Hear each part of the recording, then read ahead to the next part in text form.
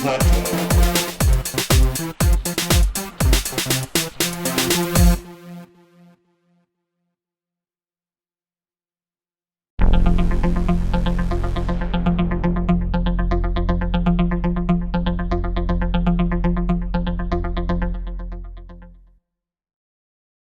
In Podcast 22, the Virginia Trekkers are headed about 1 hour north of Richmond to the historic city of Fredericksburg. I'm David. I'm Frank. And I'm Alfonso. And I'm Brad. And we're Virginia Trekkers. And we're here today in Fredericksburg, Virginia. It was a very important city during the Civil War because it was halfway between the Union capital in Washington, D.C. and the Confederate capital in Richmond. And as you can see, we have the Rappahannock River behind us, which is the third major river we've visited. We've been to the James, been to the York, and now we've got the Rappahannock checked off the list. Only one more left, the Potomac. We're going to go visit some very important battlefields and discuss some very important generals of the Civil War. We are only 58 miles north of Richmond, but this used to be considered the frontier or the wilderness. Let's go check out why. Let's go trekking! All right. The Rappahannock River is approximately 184 miles in length. It runs from the Blue Ridge Mountains in the west across the Piedmont to Chesapeake Bay south of the Potomac. As you see, the Rappahannock is an important river in U.S. history. It was the site of early settlements in colonial Virginia and was later the site of major battles during the Civil War. The Rappahannock's watershed drains an area of 2,848 square miles, which is about 6% of the state of Virginia, most of which is still rural. You saw in our opening that we were on the Rappahannock River. When we were on the James River, we were at the fall line, and the city that was there was Richmond. Well, we're on the fall line again, and we're on the fall line at the Rappahannock, and that's where Fredericksburg is. And when we're on the fall line, that means we're between two regions of Virginia, the coastal plain and the Piedmont. This is as far upriver as boats could travel, and that's why Fredericksburg is where it is today.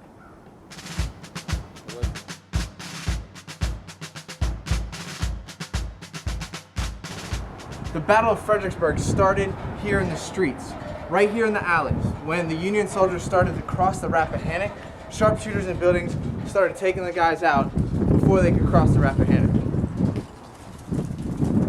And it was very unique for a Civil War battle to be fought in the streets because the soldiers could hide in windows and fire down or on the roofs. And what happened when the Union finally entered Fredericksburg? They looted the people's houses, smashing furniture and their valuables. All right, here we are at the stone wall in Fredericksburg. As you can see, this stone wall is on an elevated piece of land. This was a great spot for the Confederate Army because the Confederate Army could fire down upon the Union soldiers.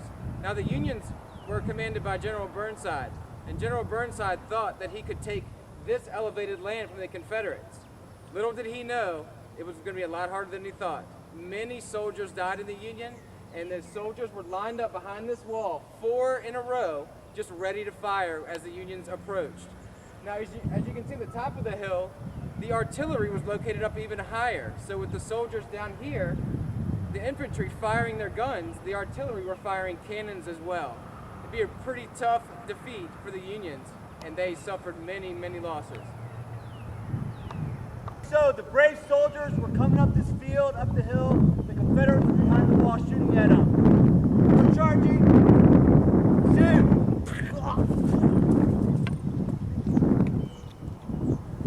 Boys and girls, this battle took place in the months of November and December.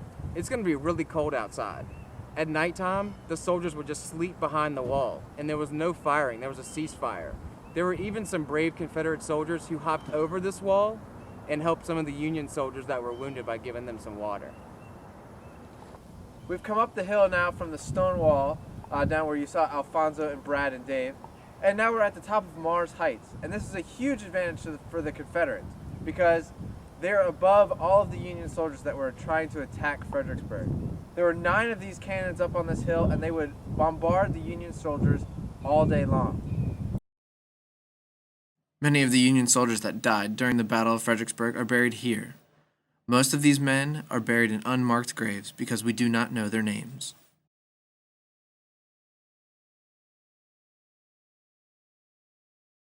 For those of you keeping score on this podcast, that's Confederates 1, Union 0.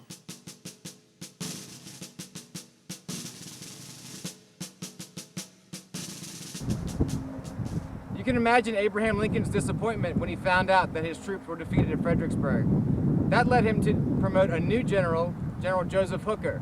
General Hooker moved his troops about 15 miles west of the Rappahannock to right here, Chancellorsville. Once Robert E. Lee found out about this, he saw it as a threat to his position. So he decided to move his army and surprise the Union soldiers early in the morning with a surprise attack. The surprise attack worked, and now the guy's going to tell you exactly how many guns and how many cannons we used to take care of the Union soldiers during this battle. I'm standing here on one of the original Civil War lunettes, and the lunette is where the Union kept their cannons during the battle. And if you look all the way down the field here, it's about 1,200 yards, you would see where the Confederates were stationed during this battle. The Confederates had 40 cannons during the battle, and the Union had 34. The battle lasted here for 5 hours, and at the end of the 5 hours, General Hooker left and escaped with his army intact, and that led to Ulysses S. Grant taking over as Union General. Where I'm standing right here, see these 4 markers? It used to be a log cabin that a family owned right here near the Chancellorsville battlefield. It was run by James Moxley. It was taken over by the Union Army and then eventually turned into a headquarters and also a hospital where they had thousands of men outside, even in the rain and the cold, where they got very little care. In fact, they would do up to 4 amputations per hour.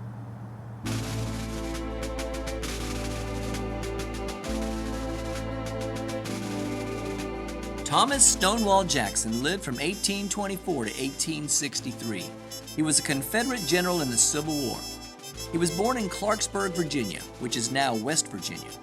At the First Battle of Bull Run, or Manassas, he earned his nickname Stonewall when he and his brigade stood like a stone wall. He conducted the strong Shenandoah Valley campaign and joined General Robert E. Lee for the 7 Days Battle. Serving under Lee, Jackson attacked the Union Army to set up the Confederate victory at the Second Battle of Bull Run, or Manassas, in August of 1862. He fought at the Antietam campaign and at Fredericksburg. At Chancellorsville, Stonewall Jackson was mistakenly shot by a Confederate soldier and died of pneumonia. Boys and girls, here at Chancellorsville was a big change in the Civil War, because this is where Thomas Stonewall Jackson was killed. He was killed by, actually, his own men. Hard to believe. Well, here's what happened.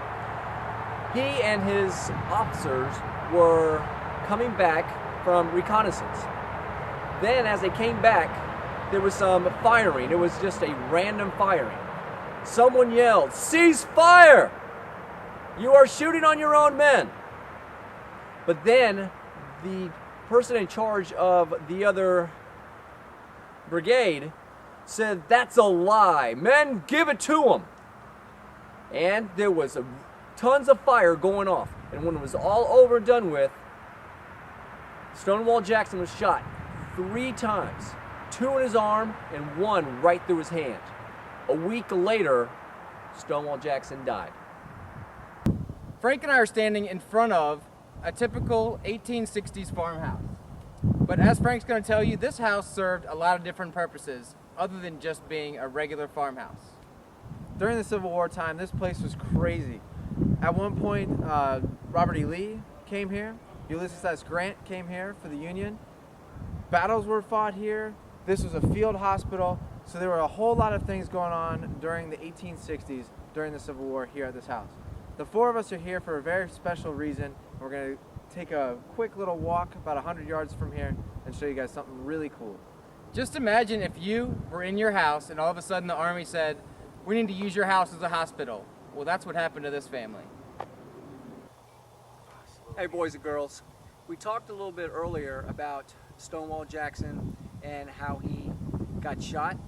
But what happened is his arm was very wounded, so they had to amputate his arm. They need to remove his arm. Once they removed his arm, they carried it a little ways and they gave it a proper burial. Frank's going to tell a little bit more. The family here at the Elwood farm believed that the arm of Stonewall Jackson should be taken care of properly. So they buried it here in their family plot. And the interesting thing is the only headstone or tombstone in this cemetery marks where General Stonewall Jackson's arm is buried.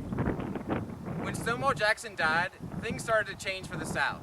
Stonewall Jackson was a very intelligent general from VMI, Virginia Military Institute, and he worked really well with Robert E. Lee. Think about your two arms working together as a team when you do activities. Well, when General Stonewall Jackson died, Robert E. Lee said, Stonewall Jackson lost his left arm, and I think I just lost my right, meaning that they don't have a team to work with anymore. And that's what really changed things for the South. A lot of the generals, whether they be cavalry or artillery generals, were either killed during the war or they died of sickness. So as you can see, without leadership, you don't have any direction, and that started to change a lot for the South, and the Union soldiers started winning more battles. As we get ready to close out our Fredericksburg podcast, you will notice that the battle score is Confederates 2, Union 0. We've come to the end of another podcast, and the trekkers are exhausted. There's so much history in this city, we've only been able to show you a small part of it. But we hope we were able to show you what you need to know for your SOLs and parts of the Civil War. Check out VirginiaCheckers.com for this podcast and many others. Now it's nap time.